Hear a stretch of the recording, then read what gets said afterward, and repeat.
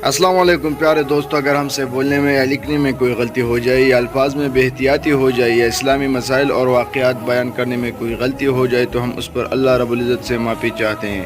بے شک وہ معاف کرنے والا ہے، آپ بھی ہمیں معاف کریں۔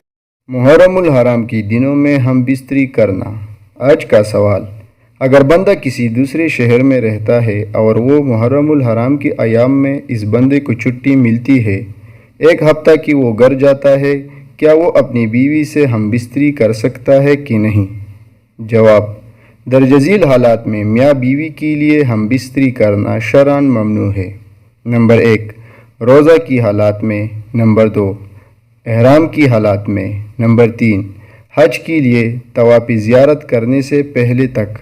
نمبر 4، ماہواری کے دنوں میں۔ نمبر 5، نفاس یعنی بچہ کی پیدائش کے بعد جو خون آتا ہے کے دنوں میں۔